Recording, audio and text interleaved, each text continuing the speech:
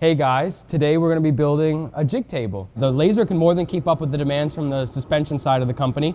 So we'd like to branch out and start offering these DIY fab table kits. They're going to be offered in an array of sizes. This one that we're going to build today will be the smallest option. It's a 2 foot by 3 foot table. A couple months ago we built a big one, a 4 by 8 table. That'll be the largest option. So then there'll be options in between, maybe a 4 by 4, a 3 by 6, something along those lines. Show you guys kind of how it all goes together and what to expect when you buy a jig table from FDF. So here we have all the parts laid out that we're gonna need. Everything besides the material for the legs. The parts for the legs are designed around a 3 by 3 hollow square tube. The ones we have here and the ones I used on my table were 3 by 3 quarter wall hollow square tubing. That's what will come in the kit.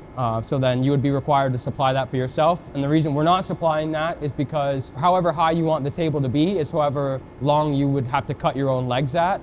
So if you only wanted it to be like a tabletop version and you didn't even want legs, you could do that. And you could just set this on top of a workbench you already have. If you wanted a super high table, if you wanted custom legs that are adjustable, that's all up to you guys. Okay, so here we have all the parts laid out to build the 2 by 3 table. Basically, all the parts will be the same. Doesn't matter what size table you get. The only thing that's really going to change is the size of the parts. And then obviously the larger the table, the more ribbing plates you're gonna get. But every kit is going to come with your top plate, then your skirt plates. So these go around the outside perimeter of the table. And then you've got your rib plates, which are the supports that go underneath. This one being a 2 by 3 only has 1 long rib and 2 short ribs. So that's what you're gonna get with this kit. A larger table would have more. And then you've got your corner supports. So these plates get welded underneath the table in the corners. These plates here, they bolt to that.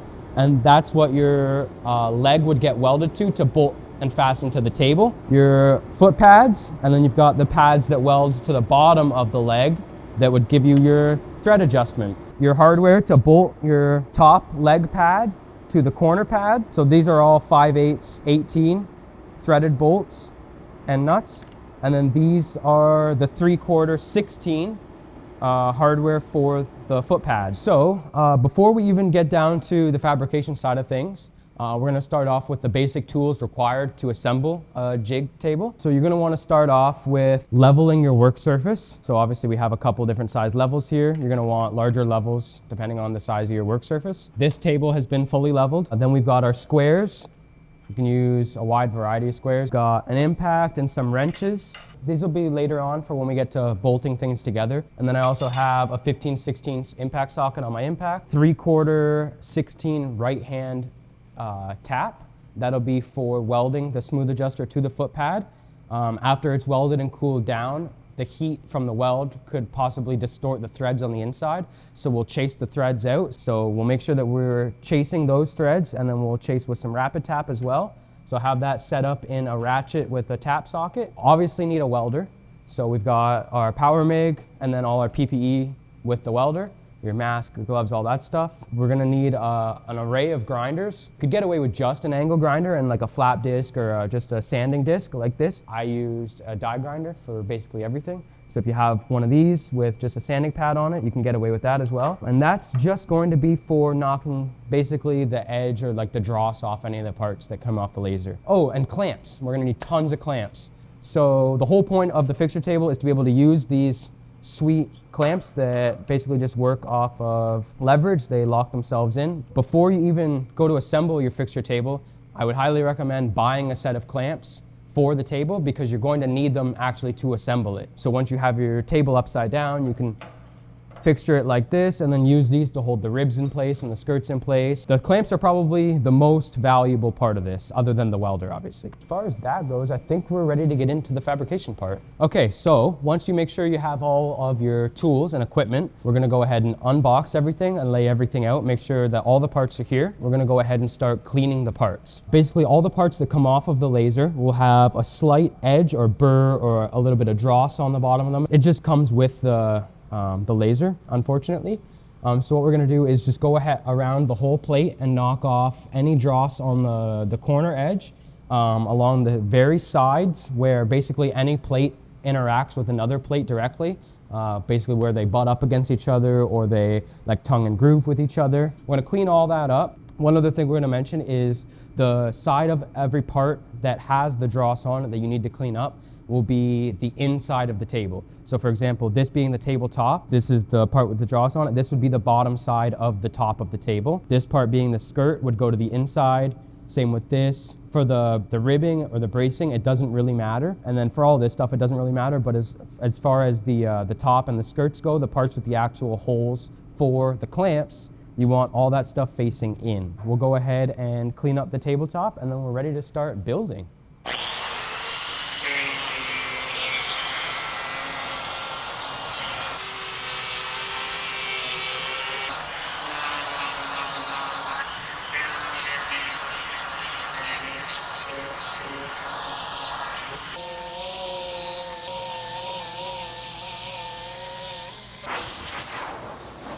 So luckily here I have my big 4x8 jig table with the same bolt spacing. So I'll be building this table on it, fully leveled, nice and flat. For anybody at home that doesn't have one, probably because they're buying one and building one, you're gonna wanna make sure that all your parts are as flat as possible. So like the ribbing and the skirt pieces, I actually ended up putting them in my vise, just really quick and just kind of straighten them out in the vise a little bit. Obviously this stuff does warp a little bit with the heat from the laser cut. And then the top, what we're gonna do is clamp it to this table and use it basically to straighten it out. If you don't have one of these tables, basically just clamping all of the ribs in place will actually help straighten the top of the table. So just make sure that everything's clamped together and flat before you start actually welding. Because once you start welding, it's gonna be so strong, you actually won't be able to move anything around. So you want it to be all loose fit and then clamped, squared up, flat, and then you can start welding. So yeah, I'm going to bolt it in a couple spots to my table, and then I'm also going to use the fixture clamps, and then I'll start laying out the ribs, and then we can start squaring it up and tacking stuff in place.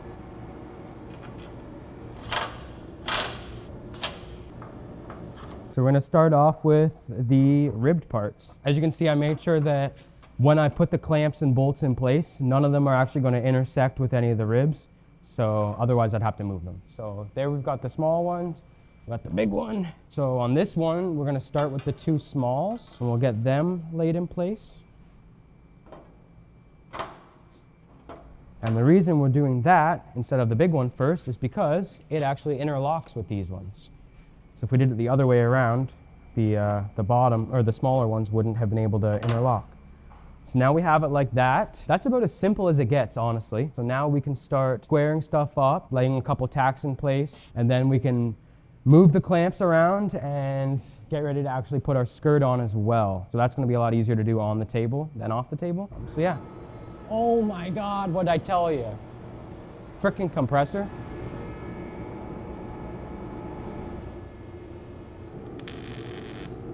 Okay, that's all I need there. And then we'll do the same thing over here. Okay, now they're locked in place. We'll make sure we're square this way, which we are. Now that these plates are all square with each other and square with the base, we can start clamping the ribs down to the base and then actually start doing some small welds along the bottom. So the critical part with these is you want to do a large amount of small welds and disperse the heat all over the plate to keep it from warping with the heat from the weld. So on this plate, or on this table here, I don't think any of the welds were larger than 3/8 of an inch long, maybe 1/2 inch in some spots, but mostly they were all between 1/4 and 3/8 long. And then we're just solid wire making them together. You can weld it together however you want. Just try to keep moving all the heat around and keep from focusing it all in one spot with big welds. You do run the risk of actually having everything warp. So I just threw a couple more tacks just on the inside of the ribs here. The reason I didn't do in here and here is because we actually have another plate that's gonna go in each corner. So I threw tacks there. And then now I'm gonna pull the perimeter clamps and start throwing on the skirt pieces. So actually when I was building the big table, I ran into an issue where I had basically fully welded all the ribs in place. And then when I went to do the skirting plates, there was a little bit of fitment issues. barely none, but we're going to avoid it this time and do all the underside of the table at once and make sure everything fits properly. So we'll start with the small side. I'll remove these clamps. We'll grab the skirt piece and make sure everything fits together.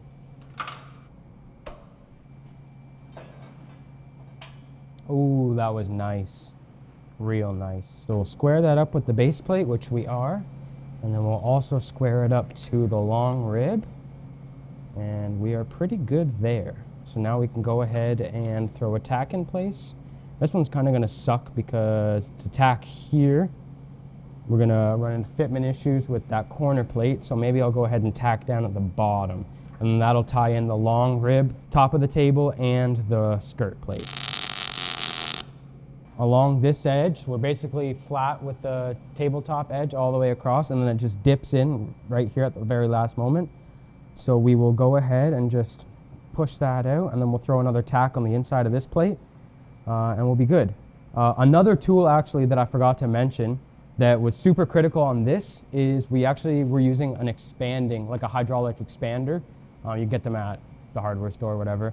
We use ours a lot for roll cages. On this, just because a lot of the times the plates aren't perfectly straight and flat, once you get into the point where like your ribs are all tacked in and strong enough and you're going to do your skirt plates, you could actually use hydraulic pressure to push off this plate and push this one back out. But these ones are small enough and they're maneuverable enough that we should just be able to push it out by hand.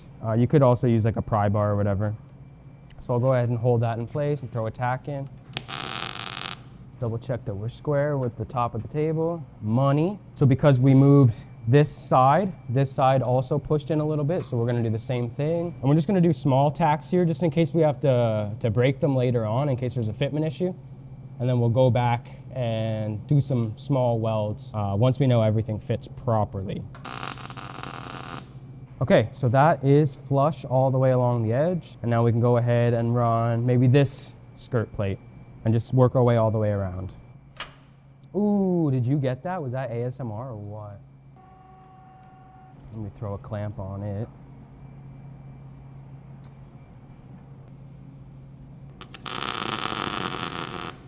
Double check, make sure we're square. Okay, that corner's good. Now we're just gonna work our way along the edge, making sure that we're flush with the top of the table and also square. And we also want to be square with our ribs. So this is where it starts to get critical. Oh, that's nice. Throw a tack in here. 2 more sides to go. Ooh, let's go. Perfect. Okay, this one is la piece de résistance. Ooh, it actually slid in place. That's crazy. That means we did everything mostly right.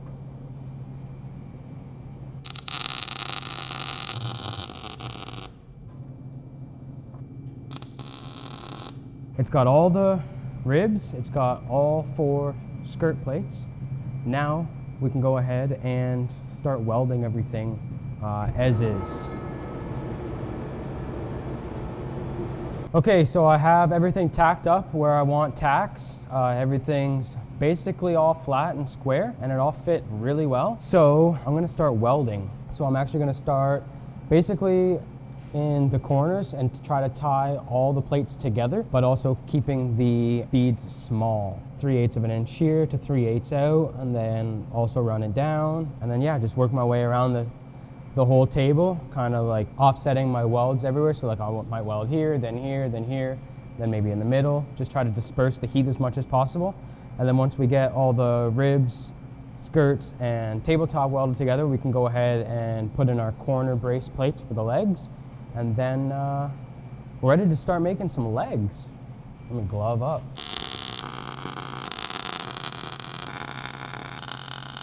Okay, so now that we have everything welded on the bottom side, we're ready to put in our bottom corner braces that the legs bolt to. So on the top of each table, there will be a corner that has A and 1 etched into the material. So here we've got the base plate with, starting with A, the first number being 1. So this basically was just our engineer's code on, so they could locate it on Fusion. So all we need to know is that A and 1 go in corner with the A1, and then this will drop into place like that. You have 3 sides with the tongue and groove prongs, and then 1 side empty. That side will go to the opposite side of the table because there will be another one here, and if they both had prongs, they would butt up against each other and not fit. So now we would go locate our next plate. So we have A, and then a larger number being 44. So it was originally designed with 4-foot tables, and we've scaled it down to a 2x3. But all we need to know is that the A part numbers go on the same side that the A is scribed into the table, and then the larger number goes on the opposite side. So this should go there. This one might need a little persuasion. Okay, great.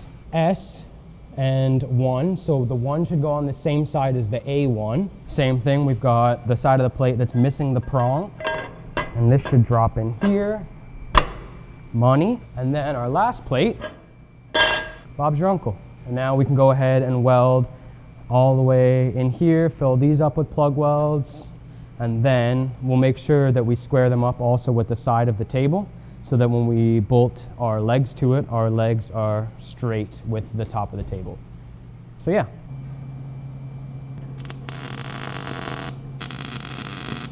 Okay, so they're all tacked in place. Now I can go ahead and weld all these plug welds out and fill these in, and then we'll move on to welding up the leg pads so that we can give them time to cool down before we chase the threads, and then weld everything to the legs. So let's weld it up.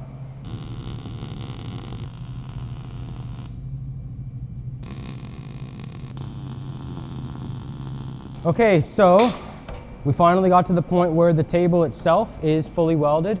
Inside, underneath, top side, it's all welded.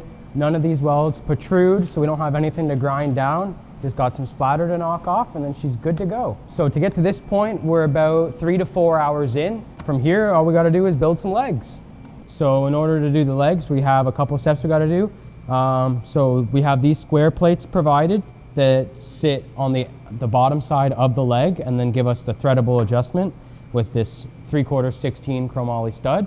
So we're gonna weld these in place. Nice bead all the way around the top. In order to make sure that they're straight on the plate, I'm actually going to use the supplied smooth adjuster nut and thread it on there, and then that'll pull it tight to the plate and keep it square. So I'll do that with all 4 of them, and then we'll take the smooth adjuster nuts off and then weld them into these plates.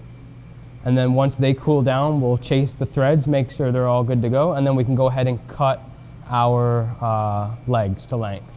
Okay, so now that we're done welding the leg to the plate that actually bolts to the table, we are now going to put on the adjustable part, the bottom of the leg. So this one, we're just going to place it on like that, and then we're gonna make sure that it's actually square with the tube.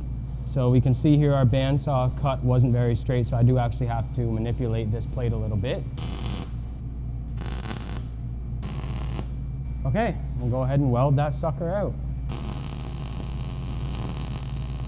Okay, so we finally have the entire table fully welded, ready to go. All 4 legs fully welded and adjustable. All the threads are chased, all good to go. The flanges are welded, the pads are welded.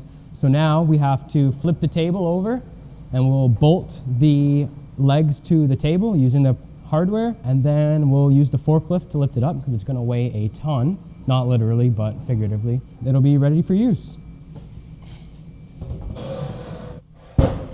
Clean the pads up from any splatter. Okay, and then unlike the corner pieces, the legs can go wherever. So just pick a corner and start.